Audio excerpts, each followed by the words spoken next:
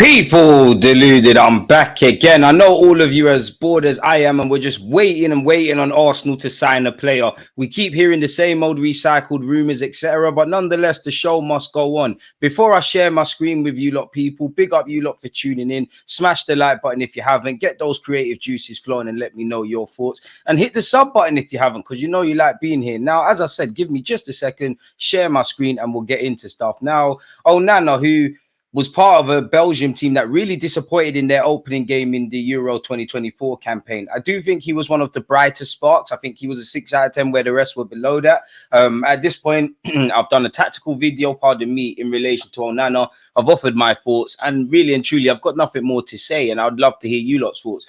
I wouldn't say he'd be my first choice, but at 22 years of age, with his physical capabilities, and he's a decent passer and whatnot, I think he'd be a great addition to the squad. Now, whether we sign him in isolation and he's someone that takes Arsenal's midfield up another level, I don't know. But what I do know is, in theory, to have him, Declan Rice, and Odegaard as our first choice trio in midfield, that does give you longevity in the same vein we have with the defensive options and the vast majority of our attacking options, bar Trossard, who's a great player, and he's not, you know, slowing down by any stretch of the imagination, but he's 29. I must admit, Trossard was very terrible for Belgium, but apparently Onana is set to leave Everton, with Arsenal having made contact with the Toffees, who want at least 50 million for the midfielder, says the Daily Mail. We've heard that before. I've said before, you know, 50, 60 million for a 22-year-old in Onana, who I think, you know, has a lot to give. And I think he'd be a very good signing for Arsenal, even though I don't think it's a groundbreaking signing. I think 50 million is fair value, especially if that's offset, apologies, with certain departures. But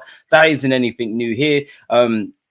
Football Insider has said he's actually in negotiations to join Arsenal. Now, for every report or tabloid that says he's in negotiations to join Arsenal, there's also reports that say such is wide of the mark. We're well aware that Everton's, you know, young centre-back in Braithwaite is linked with United. We're linked with the relatively young midfielder Onana. We know that's off the backdrop of, you know, potentially Everton getting new owners, and obviously the PSR rumours that Everton need to sell quicker, you know, sooner rather than later, because, you know, apparently the club accounts don't roll over until the start of next month, and it's believed the Toffees need to make a big sell to avoid another profitability and sustainability rules breach. Arsenal have been credited with an interest in the Belgium international, who obviously currently is playing for his nation over in Germany during the Euros. He made 30 starts in 37 games, so something he has over Partey's durability. Apparently, this journalist is quoted to have said, Onana is one who I think will go. I believe from my sources there is interest from Arsenal, and that's something which could materialize. He's exactly the kind of player Mikel Arteta likes, and I've heard certainly that negotiations are ongoing. Now, this is all whispers. Who are your sources, you know? Could it be reading the same articles that I I don't know. Could it be creative journalism? They'd all like to keep Braithwaite. The way Man United and Radcliffe have handled that negotiation has been very poor. As for Everton, the point is that everything we do is managed for the long term, and the age of the squad is at the core of that. And it's gone on to speak about other stuff which isn't exactly relevant. In relation to Osimhen, who away from Onana has been probably the most linked player with Arsenal. For every rumor that says Arsenal are trying to get it done for, you know, a region of 70 to 80 million quid, there's rumors saying that's wide of the mark. Arsenal are not currently considering a bid for Victor Osimhen, sources have told Football Insider.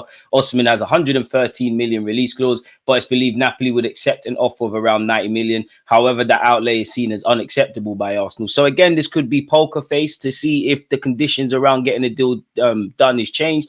Obviously, it's saying Arsenal hasn't considered a bid. So does that mean they don't? It's not that they don't necessarily want the player, but do Arsenal believe Napoli are ready to negotiate? Do we believe their negotiating hand has dropped? Have we received enough encouragement from Osimhen's camp, or are we focusing on other things? But I don't think we're getting Osimhen.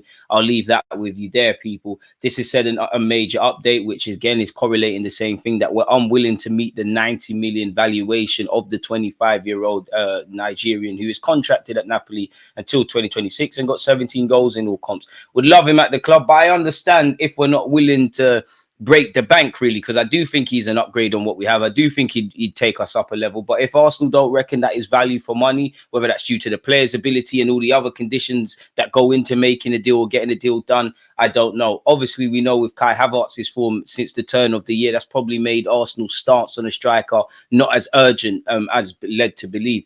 I do believe, you know, we've got probably 12 to 14 players that are truly trusted. We need to upgrade that squad into a 20. You know, I'd love the best case scenario is that you get another striker and a winger, and on top of the existing options, we've got the best of both worlds in that regards, people. But if we bring in a winger, for example, and leave the striker for next summer, I wouldn't be against that, folks. Let me know your thoughts on such. Moving away from that, apparently Mudryk could leave Chelsea as the club continue to pursue Crystal Palace winger Elise. Now they can play in the same roles, but you'd imagine primarily Mudryk, I do think he could play great on the right, but he seems to play on the left. And you'd imagine Elise is either going to play in the 10 or play off the right. So it doesn't necessarily affect people. Mudryk can't afford another season at Chelsea like he's had. I do think he needs a manager that's going to throw his arm around them. But have Chelsea got the time or the patience for a big money signing? Now, as you know, it's probably a blessing in disguise. Chelsea, gazumped us where the pursuit of Mudryk from Shakhtar Donetsk initially was concerned. And then obviously we got Trossard and it's worked out better for us. But Chelsea's a mess on the field as well as, well, not really off it, because I think they've got some good scouts and whatnot, but they're a mess compared to what Chelsea used to be. We've got a lot more stability. So there is a reality where, Mudryk could have signed us and really been the Ukrainian Neymar that the Shakhtar, the next CEO, was talking about. Other than that, I think Chelsea need to report Shakhtar for fraud. They've absolutely fleeced you, pulled your pants down, and they're running into the sunset with that. Now, and I mean, Mudryk didn't look exactly good for Ukraine, neither did Zinchenko in the Euros. I mean, if he's available at a discount, we've shown that we'll deal with Chelsea, and you've seen what Mikel Arteta has done for Kai Havertz. That doesn't mean he can improve every player's fortune, but we do need a wide man. This was a player that, in theory, Arsenal were prepared to spend a lot of money before Chelsea made our lot of money look very small. Could this be something to pursue again? I reckon the next course of action, if he doesn't stay at Chelsea, would probably be to leave on a loan. We've got to remember he's on like a 7-year deal, so it's probably tricky to prize him away. And I don't know if Arsenal are convinced. Things change. You might have wanted a player one season. You might reckon where you are now, he's not quite at it. So we'll have to see. Again, I'm bored of the Bruno Guimaraes stuff, but apparently he's returned to being a leading target for Arsenal as we've grown frustrated with the lack of responses to the wage offer for Zubimendi, allegedly. Apparently, it's been revealed that Arsenal nor Manchester City intend to trigger the Brazil international's release clause. Arsenal's interest in Guimaraes has intensified in recent weeks as they look to do a deal below the 100 million, which the Magpies set in his contract last year. Would love that to be a thing. I love Bruno Guimaraes as a footballer, but I think I speak for everyone where they say seeing's believing. Can't really see that happening. We're still linked with the same names, Oshimen, Onana, Guimaraes, Zubimendi. These names are consistently floated. Would love Bruno Guimaraes, but it's a myth. Where Chelsea's pursuit of Elise is concerned, and Arsenal have been credited with an interest where it doesn't seem like we're as intense. It seems that Chelsea have joined Newcastle, Manchester United, and Liverpool have joined Chelsea, Newcastle, and Man United in trying to sign Elise from Crystal Palace. Would love us to sign him, but can't see that happening. Zerski's always linked with Arsenal. AC Milan are continuing to maintain their stance that they believe Kai Jarupkin's request of 15 million euros agent fee is excessive on the transfer of Joshua Zirkzee. So he's got 40 million odd euros release clause plus 15 million that will probably be due to his agent. They don't reckon it's value for money. Again, Juventus apparently are closing in on his signature. Allegedly, he is someone that's still linked with Manchester United and Arsenal. So we'll have to see. Will anything be decided before the Euros is finished? I'm not too sure, people. Away from that, allegedly, AC Milan have made contact with Arsenal about Kiwior. He's another Italian-based club that wants him, people. Apparently, this is not the first time Milan have been in contact with Kiwior's reps. They already made contact about a possible loan move in January, which shouldn't have happened, people. So we'll have to see, really and truly. If we do bring in another left-back or a centre-half, then you'd imagine Kiwior falls behind the pecking order, give or take. I don't know who's ahead of the pecking order between him and Zinchenko. I actually reckon it'll be Zinchenko because, of that whole inverted fullback stuff. I wouldn't sanction Kiwior going because on the face of it, we do have a lot of options at centre-half. I don't want to see it because they're excelling in other roles, but Benjamin White and Declan Rice can play there. Timber and Tomiyasu can obviously play there.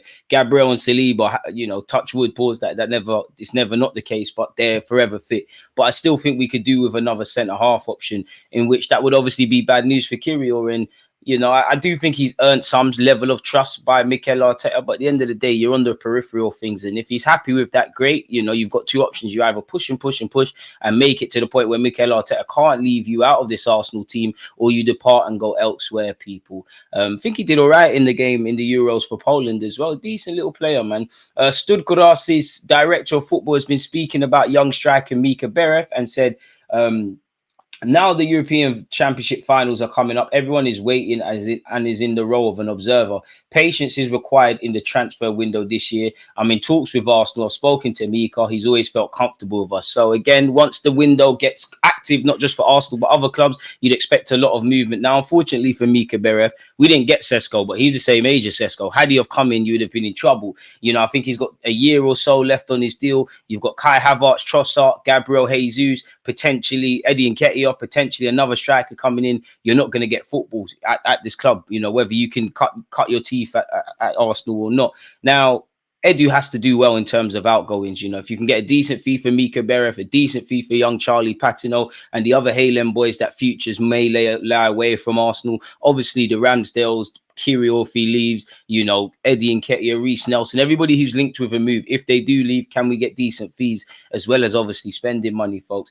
Zubamendi has spoken apparently and said, I mainly look for the benefit of the national team. I'm not thinking about what I can win in this European Championship. All my energy is focused on the group, on winning it, and the individual will be a consequence of all of this. That will come later. I'm not thinking about it. So that was in relation to potentially departing Sociedad, people, which you've seen already. Is there anything else? No, there isn't anything else really of significance to speak there. Ben Jacobs has said what all the other journalists have been saying, where the French and current Monaco central midfielder Youssouf Fofana is concerned. He's expected to leave Monaco this summer. Allegedly, Arsenal and AC Milan are tracking Fofana, and the deal would cost likely over £15 million. So for someone 25 and a French international and would address an area of our midfield, I wouldn't be necessarily against that. I don't think Onana and Fofana is the right angle to go. But, you know, if we signed one of the two or both, you know, to go with what we've got already, we're kind of laughing. So with that being said, that appears to be all the transfer news videos from today, or news from today.